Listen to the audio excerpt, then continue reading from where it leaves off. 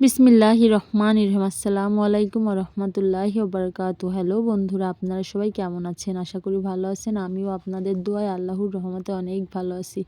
আমি সুমাইয়া ইয়াসমিন আপনাদের সামনে নিয়ে আসলাম নতুন একটা ভিডিও। দেখুন, প্রথমেই দেখে নিলেন আমার ছেলেটার হাতে তাল, তার পিছনে তাল। এই তালগুলো আমার শাশুড়ি মা আমাদের বাড়ির পাশে আমার এক চাচা শ্বশুরদের গাছ থেকে নিয়ে আসছে। আর এই তালগুলো দেখুন আমি সুন্দর করে এই যে বের করে নিচ্ছি। আর এই তালটা মূলত বের করতেছি আমার হাজবেন্ডের জন্য, কারণ ভাদ্র মাস শেষের পথে তাল আর কিছুদিন পর হয়তো বা থাকবে না। কিছুদিন পর আমার হাজবেন্ড দেশে আসতেছে, এই জন্য তার জন্য তালটা আমি সংগ্রহ করতেছি। আর এই যে দেখুন আমার ছেলেটা এখানে বসে বসে তো কাঁচা তালই খাচ্ছিল, আমি এই দিক দিয়ে বের করতেছিলাম আর ও খাচ্ছিল। আর এদিকে দেখুন তালটা আমার বের করা হয়ে গেছে, আর আমি মাটির চুলায় সুন্দর করে তালটা জাল দিয়ে নিচ্ছি, কারণ তালটা অনেক গাঢ় করে রাখবো ফ্রিজে, যেহেতু রেখে দেব, এই জন্য আমি অনেকটা গাঢ় করে তালটা রাখছি। আর তালটার কালারটা দেখুন, জাস্ট দেখলেই মন চাচ্ছে এক্ষুনি খেয়ে ফেলি। আমার তাল জাল দিয়া দেখে তো আমার ছেলে মেয়ে পাগল হয়ে গেছে, বলতেছে আম্মু তালের পিঠা বানাও, তালের পিঠা বানাও। আমি বলতেছি ঠিক আছে বাবা বানাবো।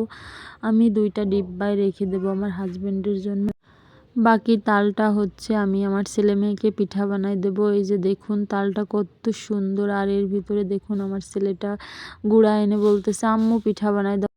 আমি ছেলেটাকে বলতেছি না বাবা এখন না, একটু পর, এটা তোমার বাবার জন্য রেখে দিচ্ছি। এই যে দেখুন তালটা কত সুন্দরভাবে রেখে দিলাম। আশা করি আমার ভিডিওটা আপনাদের কাছে ভালো লাগবে। আমার ভিডিওটা ভালো লাগলে আমার চ্যানেলটি সাবস্ক্রাইব করে আমার পাশে থাকবেন। আর যদি ফেসবুক থেকে দেখেন তাহলে আমার পেজটি ফলো দিয়ে আমার পাশেই থাকবেন। এই যে দেখুন প্রথমেই আমি আমার ছেলেকে গোল গোল করে চিতই পিঠা বানাই দিচ্ছি। দেখুন প্রথমেই বাচ্চাদের ঠান্ডা করে নিলাম, কারণ তাল পিঠা বানাতে তো অনেকটা সময় লাগবে, নারকেল কুড়াতে হবে। এই জন্য ছেলেটাকে প্রথমেই চিতই পিঠা বানাই দিচ্ছে। আর এই যে দেখুন 2টা ডিব্বায় কত সুন্দরভাবে তালটা রেখে দিচ্ছে আমার হাজব্যান্ডের জন্য, আমার প্রিয় প্রবাসী স্বামীর জন্য। আর এই যে দেখুন আমার রাজকন্যা, সবাই আমার রাজকন্যার জন্য দোয়া করবেন। আর এই দিক দিয়ে দেখুন কলা, নারকেল, চিনি, তাল দিয়ে আমি গুঁড়িগুলো সুন্দর করে মেখে নিচ্ছি। যে তাল আমি রেখে দিয়েছিলাম ওই তাল দিয়ে গুঁড়িগুলো মাখানো হচ্ছিল না, তাই ফ্রিজে একটা ডিপে রাখা ছিল আর একটু তাল, সেই তালটা আমি বের করে এনে দেখুন সুন্দর করে মেখে নিচ্ছি। আর এই যে দেখুন কত সুন্দর মোলাম করে মেখে নিচ্ছি।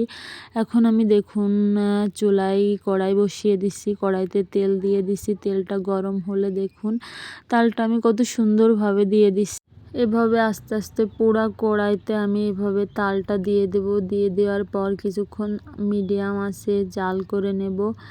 অতিরিক্ত জোরে জাল দিলে অনেকটা শক্ত হয়ে যাবে, সেটা খেতে বেশি একটা ভালো লাগে না। তালের পিঠা একটু নরম হয় যদি কলা, একটু ময়দা এভাবে দেওয়া যায়, কিন্তু আমি ময়দা দেইনি, কারণ আমার কাছে অতটা নরম পিঠা ভালো লাগে না।